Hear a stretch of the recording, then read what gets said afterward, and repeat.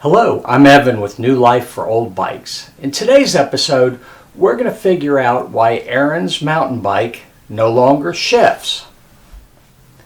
After a quick test, I discovered neither of the shifters rotates. This could be one of three problems. Our derailleur could be stuck, our cable could be rusted or frayed, or our shifters could be damaged. Let's start with the derailleur.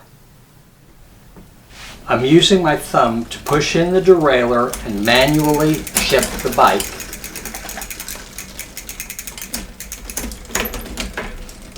I think that eliminates the derailleur being stuck. However, there is one thing that I do want to show you. This particular derailleur is bent.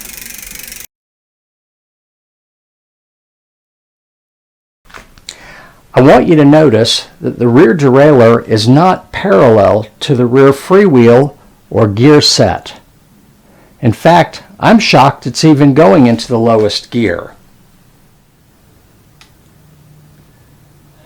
The cable is not stuck there.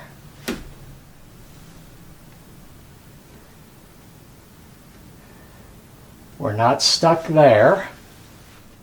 Let's loosen the cable clamp on the derailleur and loosen the cable so we can test out that shifter and upper section of the cable.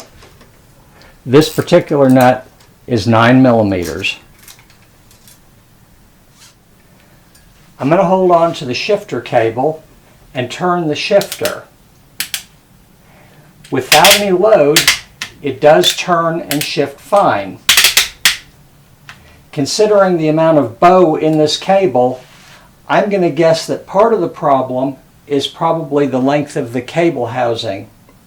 We're going to shorten that and lubricate it and see if it doesn't work well after that.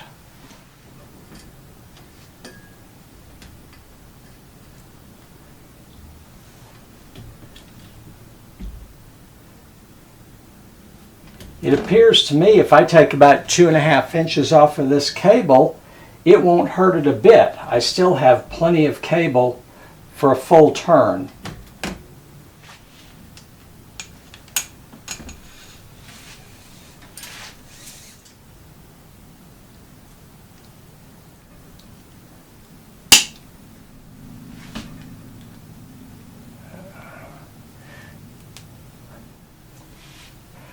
Although this appears clean, I'm going to wipe it with some steel wool to make sure there's no corrosion on it, and then put a little bit of grease on it to prevent any corrosion in the future.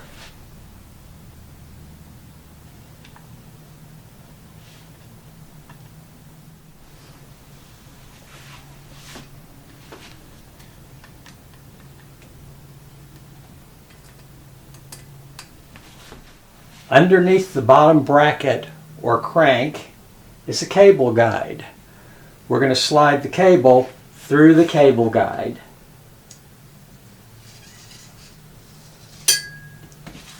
Before I pull the shifter cable through this section of housing, I wanted you to notice just how long it was.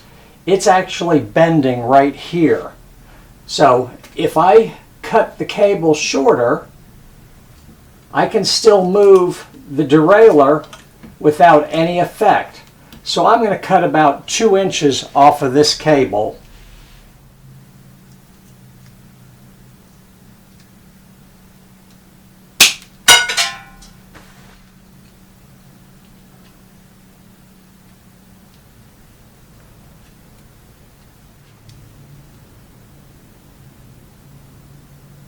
I've cleaned this with a little steel wool, and I'm wiping a little grease on there to prevent corrosion in the future.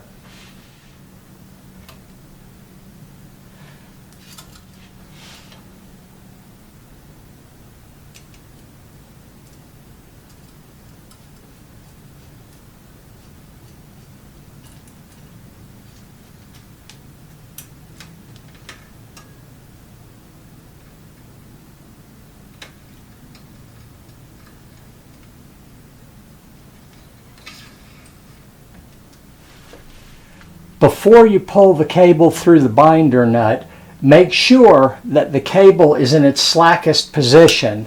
In other words, make sure it's in its highest gear. Pull it tight and snug it up.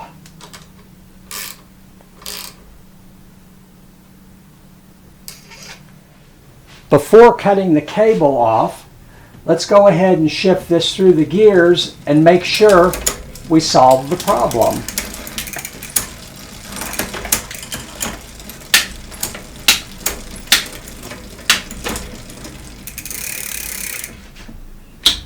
First problem solved. I'm going to leave about 1.5 inches on this cable and put a ferrule on the end of it to prevent it from fraying again.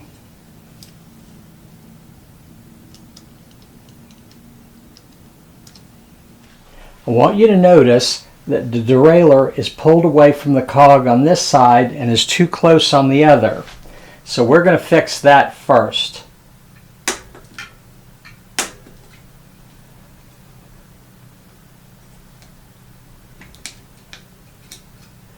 There we go. And that's centered up pretty well.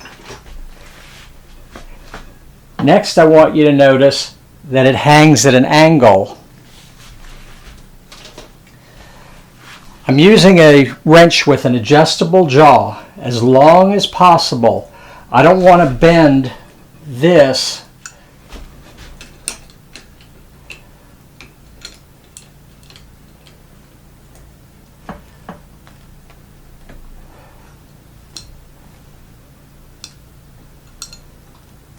That looks pretty good.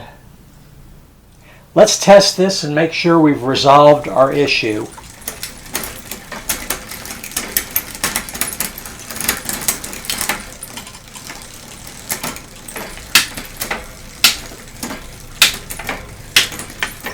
Very good, problem solved.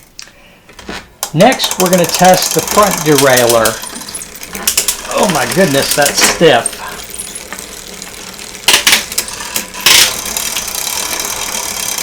It seems to work, although it's rather stiff. We'll need to clean and shorten those cables. The other thing we're going to have to do, since it won't drop into the lower chain ring, is I'm going to adjust the lower chain ring adjustment. There we go. On the front derailleur, there's a high and a low adjustment for the derailleur. The high works the upper chain ring, the lower one works the lowest chain ring. By loosening or tightening this, I can adjust the derailleur over the chain ring.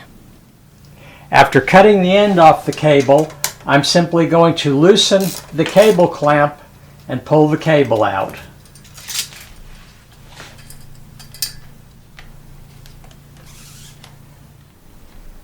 Let's measure this and cut it so it's about the same length as the one on the other side.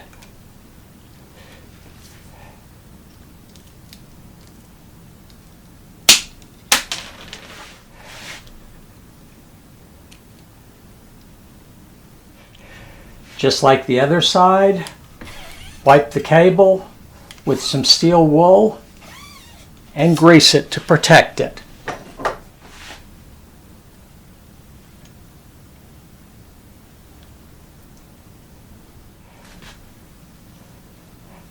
Next, we're going to slide the cable housing back in place.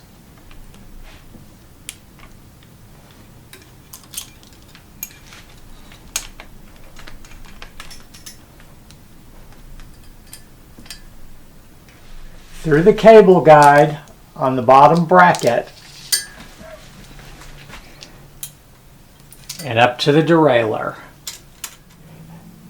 Make sure your shifter is in the lowest gear and then tighten the nut on the cable clamp.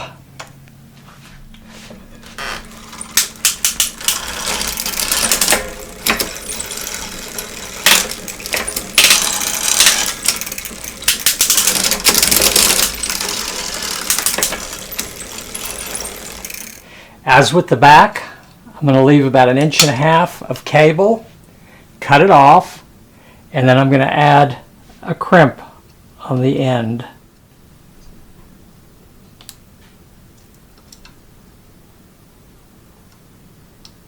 The last thing I'm going to do is put a drop of oil on each of the chain links to keep the chain running smoothly. This one has obviously not been lubricated in a very long time. Thank you so much for watching. I hope you learned some useful information today. If you have any questions, let me know in the comments below. And don't forget, like and subscribe.